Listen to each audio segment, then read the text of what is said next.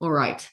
Now here is a typical sequence that I see a lot of new designers or even old designers do, and it's the presentation, tell, ask, which is usually like a knowledge check or quiz, and then maybe some more presentation, and then you ask some more questions, and then maybe you have a final test or project. And so each of those arrows is presentation, and then each of the squares is a practice or a test. And this is the typical sequence of events, right? So presentation, quiz, presentation, quiz, final quiz, right? This is the typical sequence that you see in a lot of courses, right? Corporate training, you'll see it in the classroom, you'll see it in the university, tell, ask. So my question to you is, how many of you design courses that look like this? No shame, just curious.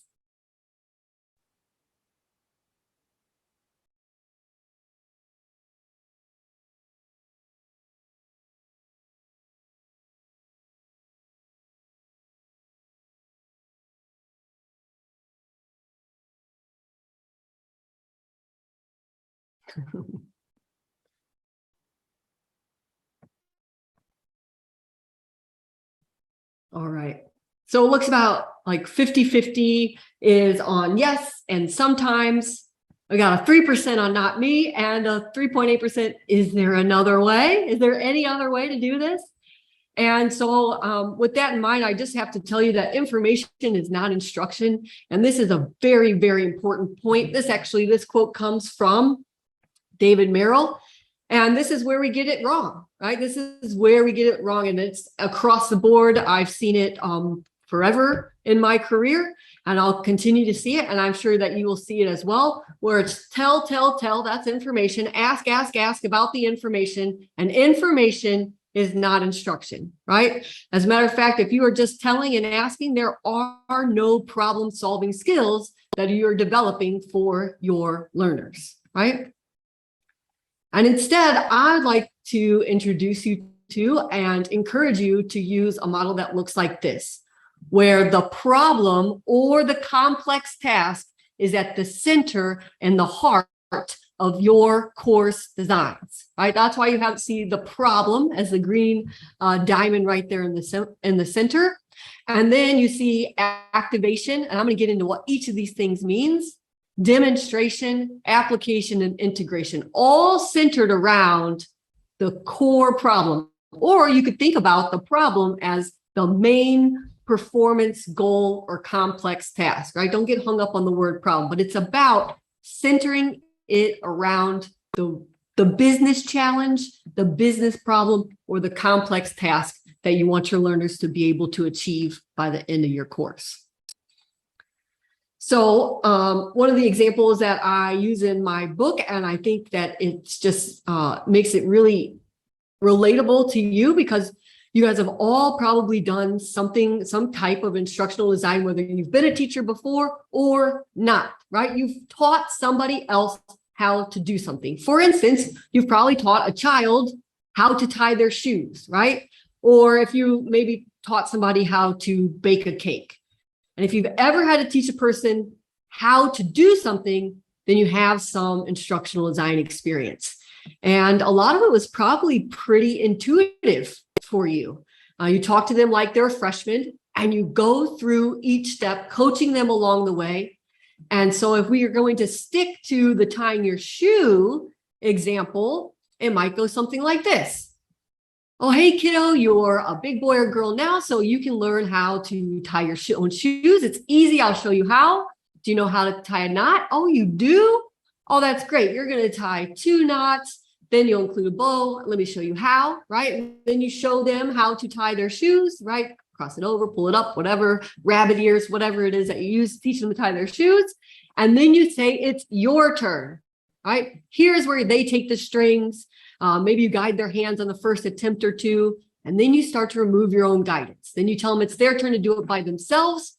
You're still there if they get stuck, but you aren't holding their hands anymore. And by the end, once they've done it on their own, you tell them it's time for them to tie your shoe with no help. Maybe you leave the room. And what happens? That kid comes back and shows you their tied shoes. And now they have the skills to tie their own shoes. And why I give this simple example is because, one, I want to reaffirm for you that you all do know how to design instruction. And so many times you might overcomplicate it. I know that the Academy is a big, giant, wieldy textbook of sorts. And so it may appear that it is a difficult thing to do. And I want to show you that you already probably know how to do it. And it really can be this simple. So the first thing is activation. What do?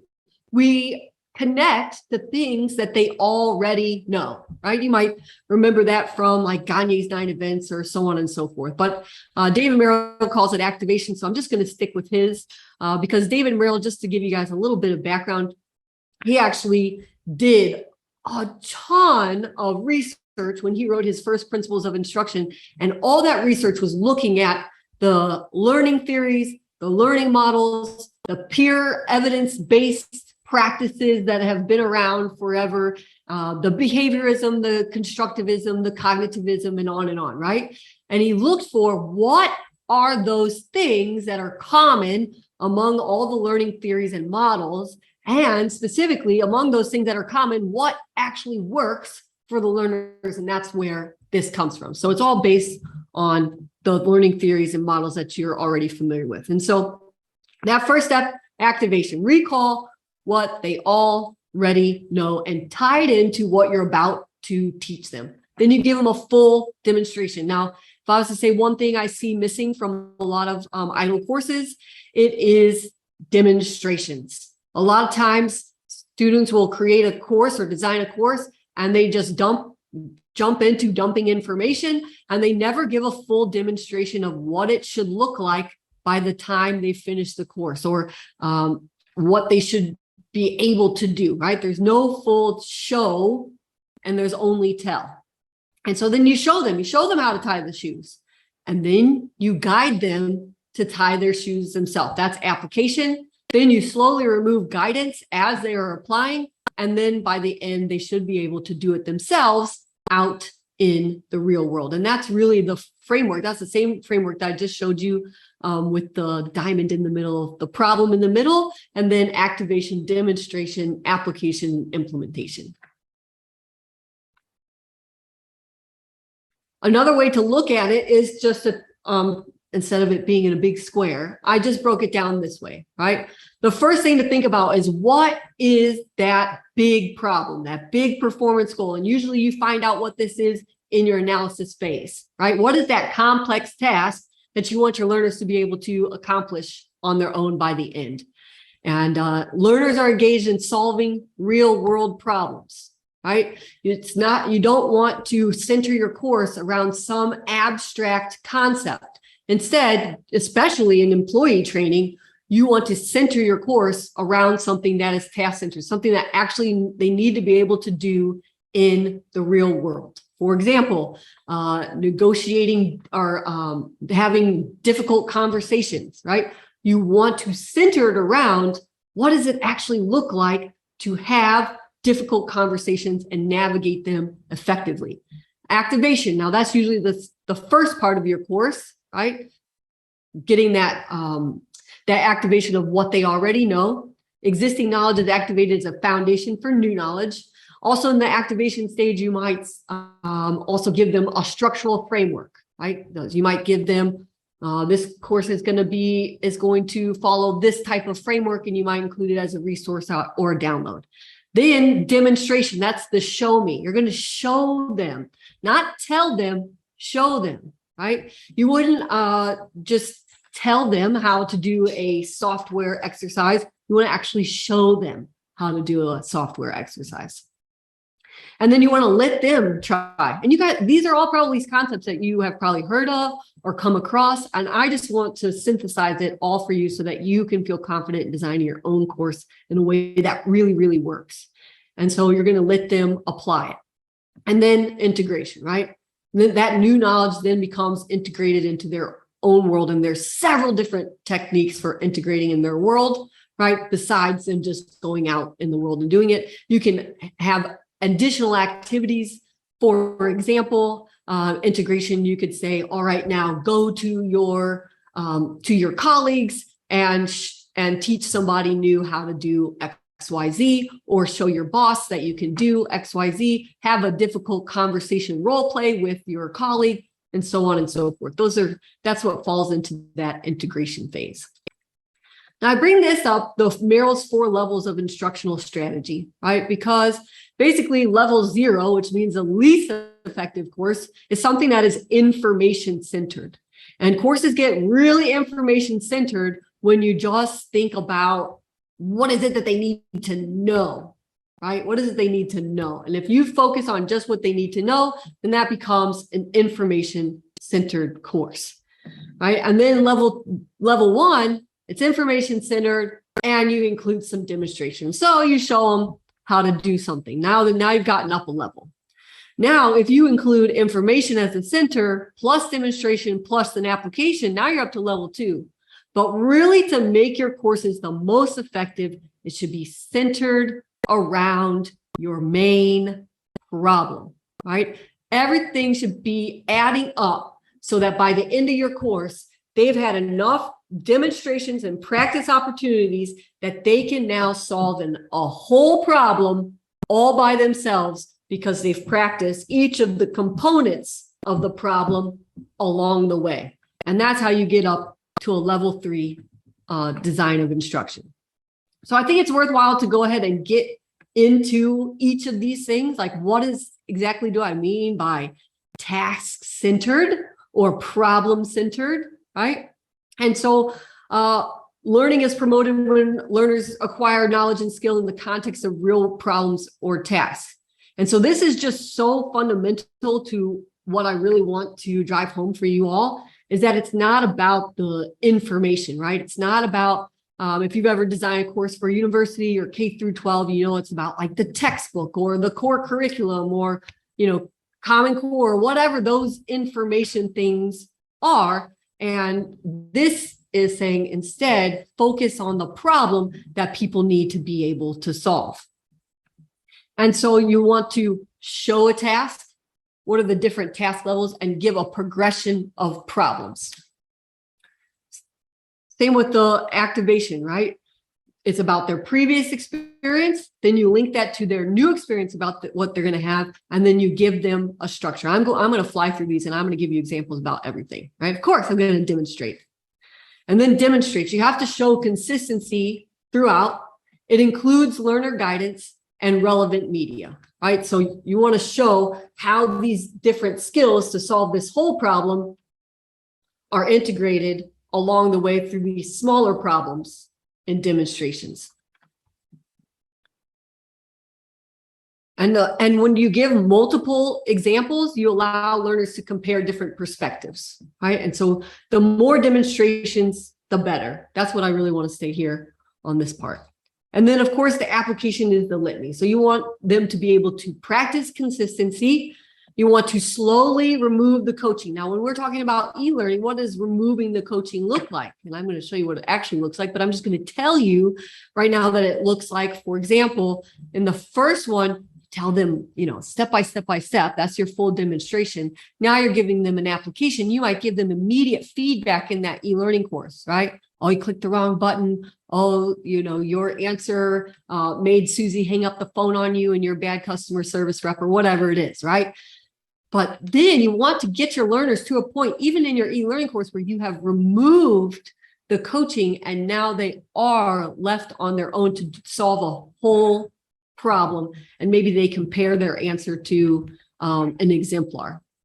You want to give them varied problems, right? If you're navigating something like how to handle difficult conversations, then you're going to have to give them several different types of conversations to practice through, right? Because there's a lot of different ways that a difficult conversation can come up. I'm sure you guys can think of some of the difficult conversations that have happened in the workplace. And so you want to make sure that the problems are varied, right? Especially if you're talking about a skill for handling different difficult conversations, then you know that there are a couple of different component skills that add up to you being someone who can navigate those difficult conversations. And that means that if there's different skills, you're going to need different problems for them to practice those different skills. And then that last step is integration, right? That's where you can have your learners do a watch me do this, right? Where they, perform the task and they have somebody watch them. They can just reflect on their own. They can reflect with their peers, or you can have them go and create a thing. And you'll see that we do a lot of this even in the academy, right? It's task-centered. We connect it to things that you already know. We show you, right? Like, for example, the make and take storyboard workshop that's in the academy. That's just one example of a demonstration. And we do applications and we give you feedback, right? And then we start diminishing that feedback and we say, go create, right? Go do it yourself. And so you can see that even these things are integrated in what we do in the academy. It's worthwhile to go ahead and show you what an example course looks like in its finished version. This would be considered a demonstration, right? If I'm going to teach you these principles of instruction, then I should show you what the full principles of instruction should look like in an e-learning course, or at least one example. And that's what I got here for you. All right, and this is created by one of our idle grads, Jennifer Sweet, and I think she's working for Google now. So here we go. Let me make sure that the audio's on. Share sound. Okay, now we can do it.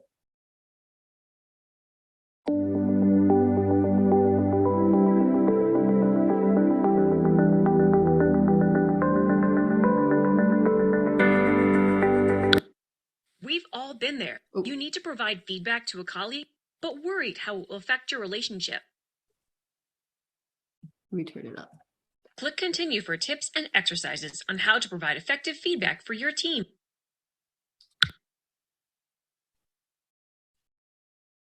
So tempting for me to call out what these things are, but see if you can pay attention to this course and see what the different principles are, right? Activation, demonstration, task-centered, etc. Time, target, tone, tune in, and tangible. Okay.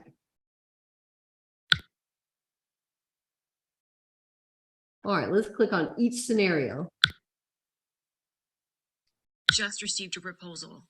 What were you thinking? I don't think this is what the buyer wants at all. This is not your best work. Try again. All right, so now we can hover over the text to find out why. Not enough time has passed to collect thoughts. This tone is aggressive and demanding. This opinion is not supported by evidence. The varying perspective was not recognized.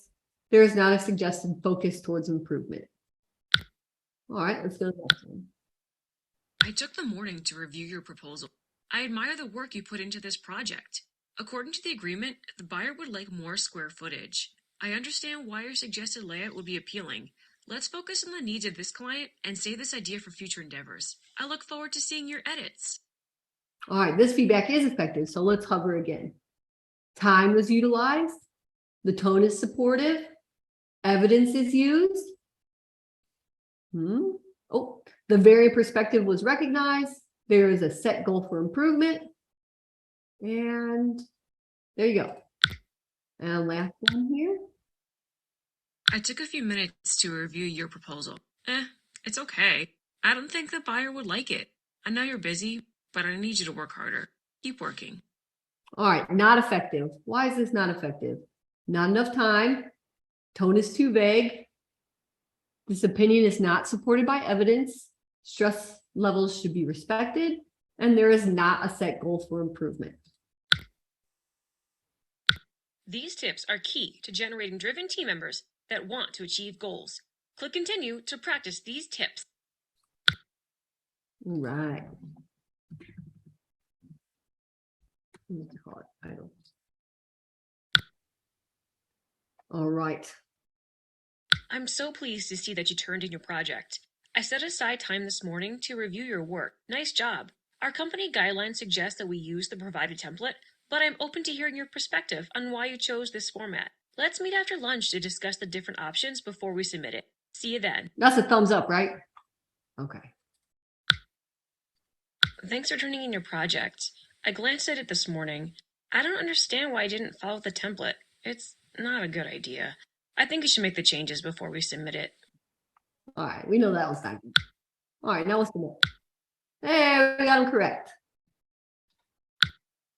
Now this exercise says write feedback in response to a design that needs approval. Remember the tips, compare your feedback to the one provided after pressing submit. Now I'm not going to take the time to write a whole thing, but I want to show it to you, so I'll submit that. All right, so now I get to compare my answer to this answer. Did you take time? Is it a supportive tone? Did you provide facts? Did you tune in? And do you have a target? All right, quiz time. Click on the blanks, select the most appropriate responses. All right. Blank, I reviewed your project. I blocked out a portion of my morning to review your proposal. All right, this is awful. Admire your efforts. We'll just go with, we'll just get it right. The CEO wants, review the previous memo. All right, I still expect this project to meet deadlines. Take some time. And I look forward to seeing how your edits reflect the CEO's requests. All right, let's submit. Now we get a result and we have completed this.